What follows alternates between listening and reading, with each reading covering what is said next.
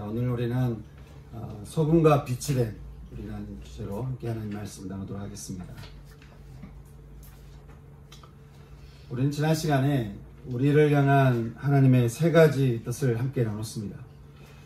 세 가지가 뭐였죠? 정의를 행하라, 인자를 사랑하라, 하나님 앞에 겸손히 하나님과 동행하라.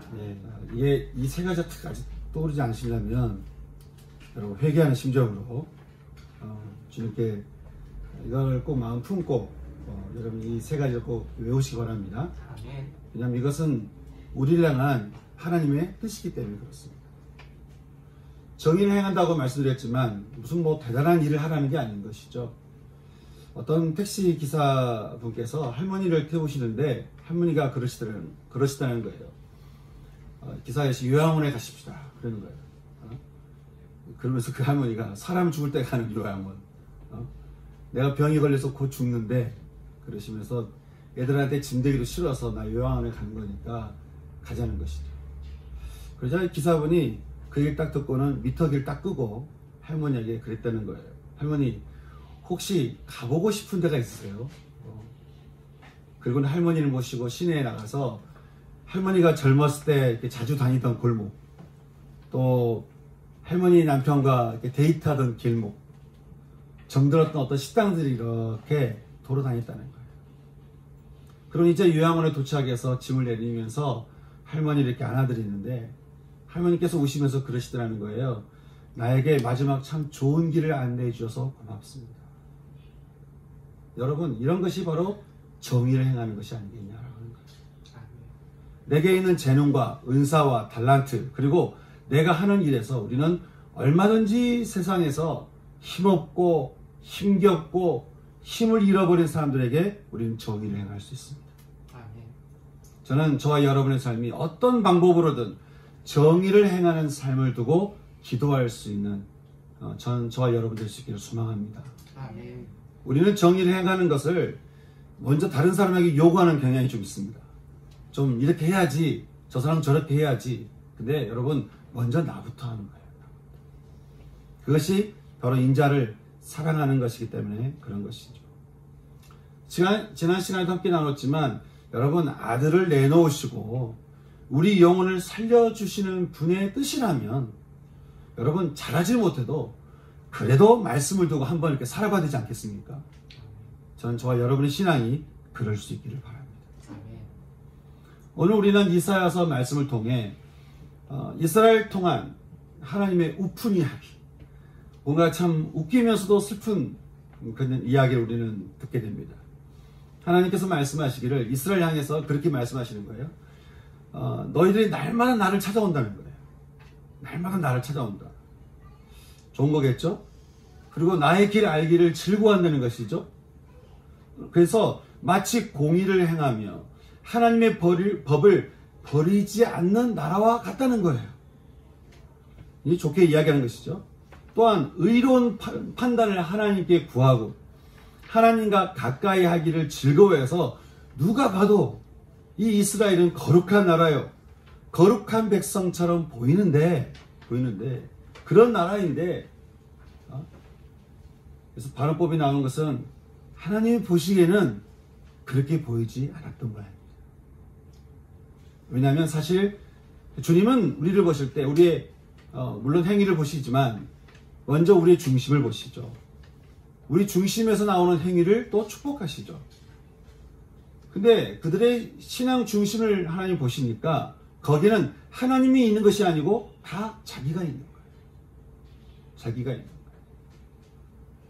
요즘 세상은 다들 자기 자신을 믿으라고 말하는데 여러분 우리 자신에 대해서요 자신감을 갖는 건 중요합니다.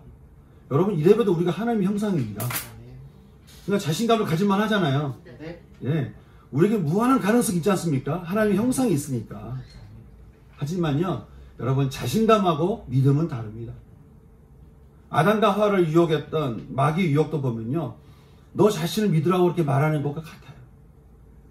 네가 이것을 먹으면 정령 죽으리라 이 말씀을 바꿔가지고 어떻게 이야기합니까? 네가 이것을 먹으면 결코 죽지 아니하리라. 그래서 뭐냐면 너만 한번 생각해 보라는 거예요. 네가 먹고 싶은 것만 생각하라는 거예요.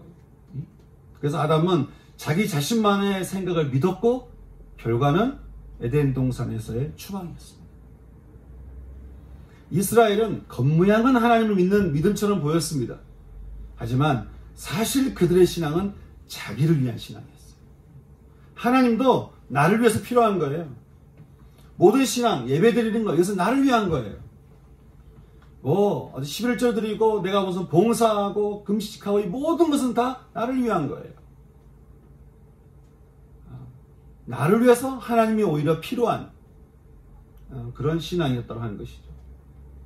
여러분, 하나님께서 이스라엘을 종된 곳에서 빼내서 자유케 하실 때는요, 출애굽기 19장 6절 말씀처럼 이제 너희는 거룩한 백성이 되어서 모든 민족 가운데 하나님의 제사장 나라가 되라고 하는 것이었는데, 그렇게 하나님의 뜻을 따라 살도록 하나님 부르신 것인데, 그들은 그 하나님의 뜻을 따라 사는 것이 아니고요, 다 자기 자신을 위한 열심으로 사는 거예요. 그들의 열심 중에는 금식이 있었습니다. 그들은 금식하면서 이렇게 이야기를 하는 거예요. 우리가 이렇게 열심히 금식하는데, 아니 왜 주님은 나를 보지 않으실까? 아니 왜 우리를 이렇게 알아주지 않으실까? 아니 왜 우리 이렇게 돌보지 않으실까? 어떤 사람이, 목사님 제가 매주 열심히 교회 다니고 기도하고 하는데 하나님이 말씀하시지 않는다는 거예요. 하나님이 나를 돌보시지 않는 것 같은 마음이 든다는 것이죠. 자기 열심히 신앙이다 보니까 그런 사람들은요, 하나님의 기대가 아니라 자기가 원하는 기대를 갖게 돼 있어요. 하나님의 뜻, 하나님의 바람이 아니라 내가 원하는 바람을 가지고 그 바람의 기도를 하는 거예요. 그러니 이 바람의 기도가 들어지지 않으면 하나님을 원망하는 것이죠. 그러니 열심만큼 뭔가 이루어지지 않고 내가 열심히 한 것만큼 응답하지 않게 되면 하나님에 대해서 원망하는 마음이 나오는 것이죠. 그렇게 다들 자신의 열심과 의를 드러내고 있는 그런 이스라엘 향해서 하나님께서 이렇게 말씀합니다. 보라, 보라. 너희가 금식한다고 날마다 나를 찾고 나의 길 알기를 즐거워하고 겉으로는 공의를 행하며 하나님의 법을 버리지 않는 것 같지만, 보라, 이제 주님이 그들의 중심을 보시죠. 너희는 금식한다면서 오락을 구하며, 다시 말해서 너희 마음엔 여전히 욕심이 차서 너희는 그 욕심 따라 살기를 원하고, 또한 온갖 일을 시키는도다. 자기는 금식한다고 일을 멈추면서 다른 사람들에게 일을 막 부린다는 거예요. 또 보라, 너희가 금식한다면서 논쟁하고 누군가 이렇게 고소하는 정도로 이렇게 말로 막 싸우고, 또 누군가에게 말다툼하며, 또 악한 주먹으로 약한 자들을 제압하고 약자들을 함부로 대하며 무시한다는 거예요. 이러니 정의를 행하지 않고 인자를 사랑하지 않으며 겸손하게 하나님과 동행하지 않은 너희의 기도가 어떻게 나에게 상달되겠냐는 거예요. 어떻게 이것이 나에게 기뻐하는 금식이 될 수 있겠냐는 거예요. 어떻게 이것이 내가 기뻐하는 신앙이 될 수 있겠냐. 어떻게 이것이 나를 기뻐하게 하는 예배가 될 수 있겠냐라고 하는 것이죠. 내가 기뻐하는 금식은, 내가 기뻐하는 신앙은 정의를 행하며 인자를 사랑하며 겸손히 하나님과 동행하는 것. 다시 말해, 어둠에 묶여서 성질이 약하고 고약한 자들의 오히려 그들의 결박을 말씀으로 풀어주며, 억울하게 묶인 자들을 또 풀어주고 멍에의 줄을 끌어주며, 즉 뭔가에 묶여있는 그 힘없는 자들, 사회 약자들을 그 묶임에서 이렇게 벗어나게 해주며, 또한 내가 기뻐하는 금식은 힘 있는 자들에 의해서 눌림당하고 학대당하고 모든 삶의 기반을 잃어버린 자들을 찾아가서 그들을 자유케 합니다. 그래서 약자들에게 멍에가 될 수 있는 모든 것을 끊어서 그들을 자유케 하고, 굶주린 자에게는 양식을 나눠주고, 떠돌아다니는 가난한 자들은 집으로 초대해서 그들을 먹이고, 입을 것이 없는 자들에게는 옷을 입혀주는 것. 그리고 너의 골육, 즉 가족과 친족이 어려움 당할 때 숨지 않고 손을 펼쳐서 도와주는 것. 이것이 내가 기뻐하는 금식이요, 이것이 내게 상달되는 기도라는 거예요. 그렇게 정의를 행하며 사랑하며 겸손하게 하나님과 동행하는 사람들에게 여러분 그것이 뭐 대단한 것이 아니라 할지라도 하나님께서는 그들에게 어떻게 행하신다고 말씀하고 있습니까? 너의 빛이 새벽같이 비출 것이고 너희 가운데 있는 그 아픔의 치유가 급속할 것입니다. 여호와의 영광이 너희의 뒤에서 너를 호위하리니. 여러분 상상만 해도 이게 놀랍지 않습니까? 여호와의 영광이요 우리 뒤에서 우리를 호위한대요. 그런 너의 기도에 나 여호와가 응답하겠고 네가 부르짖을 때 나 여호와가 말하기를 내가 여기 있다 할 거라고. 내가 여기 있다. 너가 기도할 때마다 나 여기 있다. 그렇게 말할 것이다. 여러분 놀랍지 않습니까? 그러니 하나님은 이스라엘이 하나님 백성들이 어떻게 되기를 원하시는 거예요? 그들이 이제 세상의 종에서 구원받아 자유케 되었으니 이제는 자신들을 위해서 사는 것이 아니라 그들을 부르신 부름대로 이 세상의 제사장 나라가 되어서 살기를 원하신다. 오늘 우리가 함께 읽은 마태복음 말씀에는 구원 가운데로 부르신 자들을 향한 주님의 부름에 대해 말씀한 것을 보게 됩니다. 주님은 오늘 말씀에서요, 이 구원받는 자들의 신분을 뭐라고 표현하셨어요? 구원받는 자들의 신분. 그러니까 구원받았으면 이런 신분이 주어진 것이죠. 구원받은 자들의 신분에 대해서 어떻게 말씀하고 있을까요? 바로 소금과 빛이라는 거예요. 우리는 소금이 되어서 빛이 되기 위해서 뭔가를 한다고 생각하지만 아니요. 우리가 뭘 한다고 소금이 되는 게 아니에요. 우리가 뭘 한다고 빛이 되는 게 아니에요. 예수님이 우리 가운데 임하신 우리는 소금이 되었고 빛이 된 것입니다. 주님이 여러분의 어둠에서 여러분의 삶의 빛 가운데로 여러분 인도하고 계시는 줄 여러분 믿으십니까? 아멘. 네. 믿으시다면 여러분의 신분은 소금과 빛이라는 거예요. 소금이라고 하면 의미는 참 다양합니다. 그렇죠? 방부제로서 생선과 고기를 이렇게 보존하는데 사용되기도 하고요. 음식 맛을 내는데 소금을 또 사용하기도 합니다. 예전에는 이 치통이나 피부 질환을 치유하는 것으로도 이 소금을 사용했어요. 실제로 예수님 태어날 당시에 헤롯 대왕이 피부 질환을 많이 앓았는데 이 피부 질환을 치유하기 위해서 소금바다, 사해바다에 가서 몸을 담궜다라는 기록이 있는 것을 보게 되면 소금은 치료제로 사용하기도 했습니다. 소금이 때로는 이 소금을 뭉쳐가지고 불을 켜기도 했다고 하니까 소금은 세상을 치유하며 부패를 막으며 불을 밝히는 도구로 쓰임받는 굉장히 좋은 재료이면 틀림없습니다. 근데 이렇게 여러분 좋은 소금이 만약 짠맛을 잃어버리면요. 그거 다 소용없는 거 아니에요? 짠맛을 잃어버리면 아무리 좋은 재료지만 아무런 가치가 없는 그런 것이 되고 마는 것이죠. 다만 밖에 버려져 발릴 뿐이라는 거예요.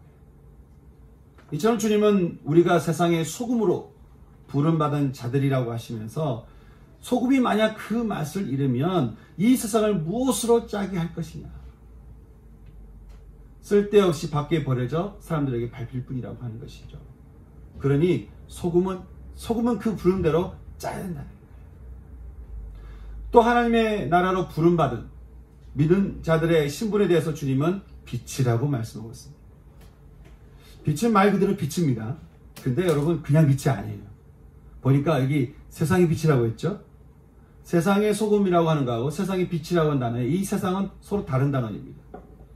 근데 여기 빛이라고 하는 단어의 이 세상이라는 단어는 코스모스라고 해서 우주를 말하는 거예요. 다시 말해서 하나님의 나라가 임한 자들은 어떤 사람이라는 거예요? 이제 온 세상, 온 우주, 이 코스모스에 빛나는 빛과 같은 존재예요. 그렇게 하나님은 우리를 온 세상에 빛나는 존재로 부르셨으니 여러분 우리가 나는 그런 사람이 아니라고 해도요. 예수를 믿잖아요. 그러면 우리는 온 동네 코스모스에 우리의 빛을 이렇게 숨길 수 없는 그런 존재가 우리가 된다는 것이에요. 그러니까 우리가 예수를 믿으면 사람들이 항상 우리에게 하는 말이 있죠. 야, 니 뭔가 달라진 것 같다. 뭔가 예전과 달리 빛이 나는 것 같다. 이런 이야기를 우리는 흔히 듣게 됩니다. 근데 주님은 사람들이 이렇게 불을 켤 때 말 아래 두지 않나니, 이 말은요, 이 말이라고 하는 것은 불이 꺼지지 않도록 외출할 때 흙으로 만든 덮개를 말해요. 근데 지금 불을 켤 때 사람들이 이 말 아래, 이 덮개 안에 두지 않고 어떻게 한다는 것이죠? 등경 위에 두나니. 쉽게 말하면 불을 위쪽에 두고 밝히나니. 이러므로 집안 모든 사람에게 그 빛이 비추게 된다는 거 아닙니까? 그러니 빛으로 부름받은 너희들도 말 아래, 다시 말해서 우리의 죄와 우리의 수치와 우리 상처 때문에 하나님이 우리에게 주신 그 빛을 감출 게 아니라 등경 위에서 빛이 오히려 환하게 온 우주에 비치도록 어떻게 해요? 착한 행실. 원어적으로 말하자면 마땅히 구원받고 새롭게 된 사람들이 해야 할 일, 정의를 행하며 또 사랑하며, 인자를 사랑하며 겸손히 하나님과 동행하는 것. 그런 일, 그런 아름다운 일을 행하면서 사람들에게 비추며 하늘에 계신 너희 아버지께 영광을 올리는 것. 영광을 올리는 것. 그럴 때 우리는 등경 위에서 우리의 빛이 빛난다. 그래서 주님이 아주 의미심장한 말씀하셨어요. 누구든지 하나님의 뜻을 행하며 가르치는 자는 천국에서 큰 자라 일컬음을 받으리니. 뭐라고 말씀하시냐면, 그들은 그렇게 율법을 목숨처럼 여기던 서기관과 바리새인보다 너희에게 임한 의가 더 낫지 못하면 결코 천국에 이르지 못할 거라고 말씀하시는 거예요. 이 말은 말로만 율법을 떠들던 그 겉모양만 의로운 그들보다 너희는 분명히 더 나아야 된다는 거예요. 그렇지 않겠습니까? 겉모양만 의가 있고 속은 의가 없는 분명히 그들보다 너희는 더 나아야 된다는 것이죠. 다시 말해서 정의를 행하며 인자를 사랑하며 겸손하게 하나님과 동행하는 것이 바로 우리의 의가 된다라고 하는 것이죠. 이미 소금과 빛이 된 우리가 해야 할 착한 행실로 온 우주의 빛을 밝히고 온 세상을 치유하는 소금과 빛으로 하나님께 영광을 돌리는 것이 이제 우리가 살아야 될 우리의 삶이라는 거예요. 우리는 그저 우리를 위해서 삽니다. 그래서 신앙도 자꾸 우리를 위해 살려고 해요. 하지만 구원받은 자들의 삶은 우리를 위한 것이 아니고 주님께 부르신 부름을 위해서 살아야 된다고 하는 것이죠. 우리가 구원받아 새롭게 되는 것까지는 좋은데 이제 우리에게 주어진 이 사명대로 삶을 살아야 된다, 이런 말을 들으면 사람은 적지 않은 부담감을 가지게 됩니다. 야, 내가 어떻게 세상의 소금이 되고 어떻게 내가 온 우주의 빛을 밝히는 삶을 살 수 있을까? 세상에 어렵고 힘든 일을 찾아가서 그들의 묶임이 풀어지도록 하는 이런 일들. 그래서 정말 내가 늘 정의를 행하고 하나님 백성들을 사랑하고 정말 겸손하게 하나님과 동행하는 삶. 여러분, 이게 그렇게 늘 우리가 살아간다는 거, 이게 보통 일이 아닐 수 있잖아요. 여러분, 소금과 빛이 된 우리가 이 마땅히 우리에게 주어진 이 사명을 어떻게 하면 잘 감당하고 어떻게 하면 정말 우리가 그런 삶을 살 수 있겠습니까? 오늘 우리는 사도행전에서 소금과 빛으로 살다간 또 한 사람을 만나게 되는데 바로 사도 바울입니다. 바울이 누구죠? 바울이 예루살렘에서 온 유대와 사마리아 그 너머 좀처럼 전해지지 않던 복음 들고 세상 끝까지 복음 들고 복음을 전했던, 이것을 위해 삶을 다 바쳤던 그런 정말 소금과 빛된 삶을 충실히 살았던 사람이었습니다. 바울에 대해서 사도행전 22장은요, 그는 유대인으로 길리기아 다소, 즉 헬라 문화와 교육으로 유명했던 교육도시 출신이요, 또 당시 가장 뛰어난 랍비 가말리엘에서 율법의 엄한 교육을 받았던 그런 율법으로는 흠이 없는 바리새인이었다, 그렇게 말해주고 있습니다. 이런 바울이었기에 유대인들 보기에는 그게 굉장히 놀라운 인재였을 겁니다. 그렇겠죠? 그러던 그가 어느 날 갑자기 다메섹으로 가던 길에 쓰러지더니만 일어난 다음에 갑자기 사람들에게 말하기를 오직 예수 그리스도가 우리의 아도나이, 우리의 주님이시여, 우리의 메시아입니다. 이렇게 말하니까 유대인들이 얼마나 당황했겠어요. 또 믿는 자들을 잡아들였던 이 바울이 갑자기 그리스도인이 되었다는 이 소식을 들었던 예수님의 제자들이 얼마나 또 당황했겠습니까? 온 세상을 당황하게 만든 바울이었어요. 여러분, 우리도 예수를 믿으면 우리 주변 사람들이 좀 당황해야 되지 않겠습니까? 야, 어떻게 저 사람 예수를 믿었지? 그런데 거기에 끝나지 않은 것이죠. 제자들도 넘어서지 못한 이방 땅들을 이 바울이 담대히 넘어가서 이방 사람들에게 다가가서 복음을 전했으니 여러분, 바울이 얼마나 놀라운 사람이었겠습니까? 그가 가는 곳곳마다 어둠에 묶였던 그 땅들이 회복이 되고 어둠에 묶였던 사람들의 그 영혼에 자유함이 오게 되고 사람들 다 새롭게 하는 일들을 막 일으키는 거예요. 그러니까 바울이 복음을 전하고 바울을 만났던 사람들이 그 속에서 그 영혼이 새롭게 되는 그 일들이 막 일어나는 것이죠. 정의가 행해지며 사람들을 사랑하는 일들이 일어난 거예요. 사람들은요, 헬라 문화에 익숙한 바울이 터키 전역과 그리스와 로마에 이르기까지 이렇게 복음을 전할 수 있었던 것은 그의 뛰어난 지식과 헬라권 언어를 사용할 수 있었기 때문이다. 그렇게 말을 합니다. 하지만 오늘 말씀을 보니까 다른 이야기를 하고 있어요. 그는 당시 사람들 마음을 사로잡는 헬라 문화권의 철학적인 말과 화려한 문구를 사용하거나 사람들을 깜짝 놀라게 하고 감탄케 하는 그 말로써 복음을 전하지 않기를 결정했다는 거예요. 여러분, 이걸 다 할 수 있는 사람이 내가 그렇게 하지 않기로 결정했다는 거예요. 오히려 그는 3절에서 말하기를 내가 너희 가운데 거할 때에, 원어적으로 보면요, 내가 너희를 찾아갈 때부터, 이 말은 이미 이전부터 그랬다는 것이죠. 내 마음은 늘 약하고 두렵고 쉼이 떨었다는 거예요. 바울이처럼 늘 떨리는 심정, 약하고 두려운 심정으로 사람들을 만나고 그들의 이 묶임들을 일일이 풀어주면서 사람들 앞에 복음을 전했던 것은 자신이 전하는 이 모든 말에 오직 예수 그리스도와 그가 십자가에 못 박히신 것 외에는 아무것도 알지 않기를 바라는 마음이 그 가운데 있었기 때문이었습니다. 그는 자신이 소금과 빛이 된 존재라는 사실을 너무도 잘 알았지만 세상의 소금과 빛을 전할 때는 절대로 자신이 드러나지 않기를 정말 소망했어요.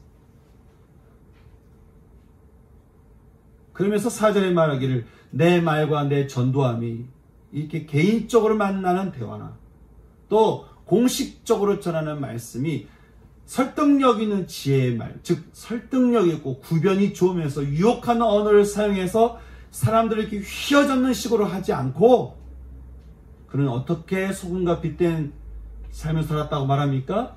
그는 어떻게 또 세상 곳곳을 다니면서 정의를 행하며 나와 전혀 다른 사람들과 심지어는 공격적인 사람들까지도 사랑하고 교만한 세상에서 겸손히 하나님과 동행하며 소금과 빛이 된 삶을 살았다고 말하고 있습니까?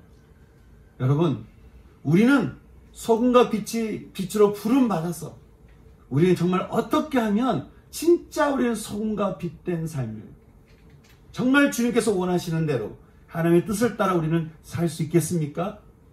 성경은 말하기를, 바울이 말하기를 다만 성령의 나타나심과 능력으로 했다고 말하는 것입니다. 다만 나는 성령에 의해서 그렇게 했다라고 하는 것입니다. 소금과 빛이 된 바울이 한 번 사는 그의 삶에서 그 소금과 빛을 온 우주에 환하게 밝히고 죄로 부패된 세상을 막아섰던 것은 다만 그의 삶에 임하신 성령의 나타나심과 능력으로 했다는 거예요. 그러니 바울이 어디를 가든 무엇을 하든 늘 뭘 구했겠어요? 성령을 구한 것입니다. 성령이 임하기를 구한 것입니다. 성령의 충만하심이 있기를 기도한 것입니다. 여러분, 성령이 누구십니까? 사도행전 1장 8절에서 말하기를 성령이 너에게 임하시면 무엇을 받는다라고 말합니까? 권능을 받는다라고. 여기서 말하는 권능은 모든 걸림돌들을 다 넘어서게 하는 그런 힘을 말하는 것이죠. 이 권능으로 바울은요, 예루살렘을 넘어서 온 유대를 넘어서 사마리아를 넘어서 땅끝도 넘어가는, 그래서 땅 끝에 이르기까지 그는 증인의 삶을 살았다라고 말씀하는 거예요. 사람들이 성령님이 임재하시는 것을 두고 기도하는데 성령님이 임재를 잘 경험하지 못한다라고 이야기를 하는데요. 그런 데는 두 가지 이유가 있습니다. 내가 성령 임재를 임했으면 좋겠다. 근데 그 기도를 해도 잘 이렇게 내가 경험하지 못하는 이유가 두 가지가 있는데, 그것은 죄의 문제를 버리지 않기 때문에 그렇습니다. 내 속에 있는 내가 뻔히 아는 그 죄의 문제를 포기하지 않는 거예요. 여러분, 죄가 포기가 돼야 죄를 주님께 올려놓고 내가 그것을 기도하지 않으면, 거룩한 가운데 가지 않으면 성령의 임재가 임하지 않는 것이죠. 동시에 또 성령님을 내가 자꾸 소유하려고 하는 사람한테 그 임재가 잘 경험되지 않는 것이죠. 여러분, 성령님은 내가 이렇게 소유한 게 아니에요. 성령님은 우리가 예수 그리스도의 십자가 앞에 회개함으로 거룩할 때, 그래서 나라는 사람을 완전히 내려놓고 주인이 오직 예수님이 나의 주인 되시기를 내가 기도하고 나아갈 때 성령이 우리 가운데 자연스럽게 임재하는 것입니다. 그러니 나를 하나님께 완전히 드리고 내 안에 화평의 예수님이 내 삶을 다스리시도록, 내 안에 하나님의 나라 그 통치가 임하도록 나를 내어드릴 때 나라가 임하시오며 오직 내 안에 하나님의 통치가 있기를, 그렇게 기도하면 나를 내어드릴 때 우리는 우리 가운데 임재하시는 성령의 권능으로 모든 어둠의 담을 헐어서 자유와 해방과 은혜를 경험하며 그것을 또 전하며 하나님께 영광을 드릴 수 있는 사람이 된다는 것. 또한 성령이 임하시면 우리로 하여금 하나님의 깊은 것까지도 통달하시는, 성령께서 하나님의 비밀을 알게 하시니 성령이 임하시면 하나님의 지혜가 우리 가운데 임함으로써 우리로 하여금 기꺼이 소금과 빛된 삶을 살게 하는 지혜가 임하게 한다는 거예요. 그러니 여러분, 말씀드린 것처럼 사도 바울이 이 땅에 구원받은 이후에 살면서 어쩌면 가장 많이 기도했던 것은 바로 성령님이 임하시기를 늘 기도했을 거라고 하는 것이죠. 사도 바울이 늘 어디를 가든지 예수 믿는 사람을 볼 때마다 그 다음에 한 말이 성령이 너에게 임했냐. 그런 것처럼 그런 자신은 물론이거니와 복음을 전하는 모든 곳곳에 모든 사람들마다 성령이 임하기를 기도하는 것입니다. 그럼 여러분, 먼저는 종에서 구원받아서 새 사람이 되는 은혜를 받아서 소금과 빛이 된 우리가 이제 이 세상에서 소금과 빛을 소금의 그 짠맛을 짠 역할을 하면서 이제는 온 열방에 온 세상에 빛을 밝히는 삶을 살려면 우리 역시 강구해야 될 것이 무엇이겠습니까? 바로 거룩과 성령. 거룩과 성령. 우리 십자가에 예수님이 주시는 용서 때문에 하나님께 나아갈 수 있고요. 십자가에 예수님이 주시는 거룩 때문에 우리는 성령이 우리 가운데 성령이 임할 수 있는 것이죠. 그러니 우리 역시 하나님께서 주시는 은혜를 따라서 우리 역시 기도해야 될 것은 우리 안에 이 거룩함이 임하기를, 그리고 우리 가운데 성령이 임하시기를 기도하는 이 기도를 통해 우리가 이 땅에 한번 사는 인생, 이 소금과 빛된 삶을 살아갈 수 있도록 우리가 늘 기도하며 나아가야 된다고 하는 것이죠. 사랑하는 성도 여러분, 저는 이제는 정말 우리의 신앙이요, 우리의 평안, 우리의 욕심을 채우려고 하는 그런 신앙이 아니라 저는 우리를 구원하시는 그 주님의 사랑에 잇대어서 우리의 삶 역시 이 어두운 세상에, 이 어두운 세상 가운데 들어가서 마음이 상한 자를 고치며, 마음이 포로된 자에게 자유를 전하며, 갇힌 자에게 노임을 선포하고, 어둠에 눈이 먼 자들에게 다시 보게 함을 전파하며, 눌린 자들을 자유케 하고, 천국이 가까이 왔다는 이 은혜의 때를 사람들에게 전파하는 것. 그래서 어떻게든 우리가 할 수 있는 대로 하나님이 주신 은사와 재능과 달란트와 또 하나님께서 여러분에게 직장을 주셨잖아요. 그 직장에 터를 주셨지 않습니까? 그럼 그 직장에서 우리가 어떻게 해요? 정의를 행하며 하나님의 백성들을 사랑하며 겸손하게 하나님과 동행하는 삶을 사는 것. 여러분, 이것이 소금과 빛이 된 우리의 삶이 되지 않겠냐고 하는 거예요. 그러려면 우리가 언제나 기억해야 되는 것. 우리는 주님 앞에 거룩해야 됩니다. 여러분, 거룩이 능력입니다. 거룩이 이 세상을 이기는 힘입니다. 거룩이 하나님이 우리 가운데 임재하는 통로입니다. 그래서 우리가 늘 기도해야 되는 거, 거룩함. 그리고 우리 이 소금과 빛된 삶을 충분히 살 수 있도록 동력을 주시는 성령이 내게 임하도록 기도하는 이 기도가 저는 우리의 기도해야 되는 줄 믿습니다. 그래서 오늘 주시는 이 말씀을 따라서 우리가 그렇게 기도했으면 좋겠어요. 우리가 세 가지 도구와 함께 기도했으면 좋겠는데, 여러분, 정말 어둠 가운데 있었던 우리들 아닙니까? 포로되었던 우리들 아닙니까? 그리고 정말 소금이라고 하는 것 자체가 없는 그런 세상에 밟힐 수밖에 없는 존재였던 게 우리 아닙니까? 근데 그런 우리를 주님이 소금이 되게 해주시고 이 온 세상에 빛이 되게 해주신 거, 이 얼마나 감사합니까? 우리를 구원하실 뿐 아니라 우리로 하여금 소금과 빛이 되게 해주셨으니 여러분 얼마나 감사한가? 얼마나 감사냐는 거예요. 그래서 하나님께 우리가 이 시간에 먼저 드릴 것은 감사인 거예요. 하나님 감사합니다.